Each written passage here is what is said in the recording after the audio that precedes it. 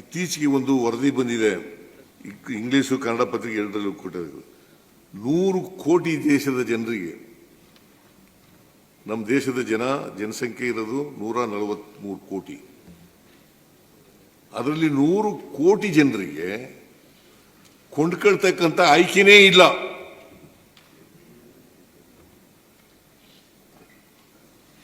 ಕೊಂಡ್ಕೊಳ್ತಕ್ಕಂಥ ಆಯ್ಕೆನೇ ಇಲ್ಲ. ಏನಂತ ವರದಿ ಕೊಟ್ಟಿದ್ದಾರೆ, ಅಧ್ಯಯನ ಮಾಡಿ ವರದಿ ಕೊಟ್ಟಿರ್ತಕ್ಕಂಥದ್ದು,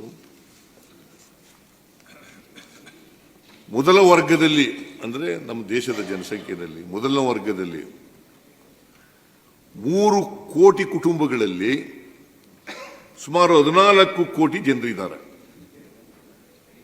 3 ಕೋಟಿ ಕುಟುಂಬಗಳಲ್ಲಿ 14 ಕೋಟಿ ಜನ ಇದ್ದಾರೆ.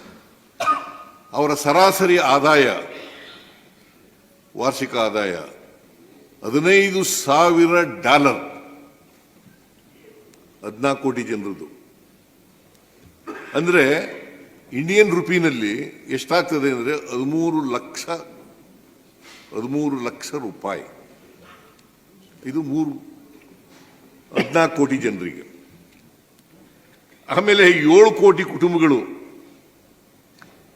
30 ಕೋಟಿ ಜನ ಇದ್ದಾರೆ.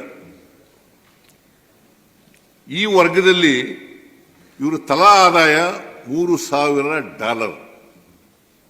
$3,000 ಅಂದ್ರೆ ಇಂಡಿಯನ್ ರುಪಿನಲ್ಲಿ 2,62,000 ರೂಪಾಯಿ. ಇದು 30 ಕೋಟಿ ಜನರದು. ಇನ್ನು ಉಳಿದ 100 ಕೋಟಿ ಜನ ಇದೆಯಲ್ಲ, 20.5 ಕೋಟಿ ಕುಟುಂಬಗಳು, ಸುಮಾರು 100 ಕೋಟಿ ಜನ ಆಯ್ತಾರೆ. ಆಗ ಅವರಿಗೆ ತಲಾ ಆದಾಯ ಎಷ್ಟಪ್ಪ ವಾರ್ಷಿಕ ಆದಾಯ ಅಂತಂದ್ರೆ $3,000. $3,000 ಅಂದ್ರೆ ವಾರ್ಷಿಕ ಆದಾಯ ಇಂಡಿಯನ್ ರುಪಿನಲ್ಲಿ 87,000 ರೂಪಾಯಿ, ತಿಂಗಳಿಗೆ 7,300 ರೂಪಾಯಿ. So this is the sorry $1,000. Correct, you are correct. Thank you for the correction. $1,000 ಅಲ್ವಾ? ಸೊ ದಿಸ್ ಇಸ್ ದಿ 3 ವರ್ಗಗಳನ್ನಾಗಿ ಮಾಡಿದ್ದಾರೆ, ಅಧ್ಯಯನ ಮಾಡಿ ವರದಿ ಕೊಟ್ಟಿರ್ತಕ್ಕಂಥದ್ದು. ಅಂದ್ರೆ 7,300 ರೂಪಾಯಿ, 7,300 ರೂಪಾಯಿ ಒಬ್ಬರಿಗೆ. ಅವರು ಕೊಂಡ್ಕೊಳ್ಳೋ ಶಕ್ತಿಯಲ್ಲಿರ್ತದೆ, ಹೊಟ್ಟೆ ಬಟ್ಟೆಗಿರ್ತದೆ, ಮತ್ತೆ ಔಷಧಿ ಕೊಂಡ್ಕೊಳ್ಳೋಕ್ಕೂ ದುಡ್ಡಿರಲ್ಲ ಅವ್ರ ಹತ್ರ.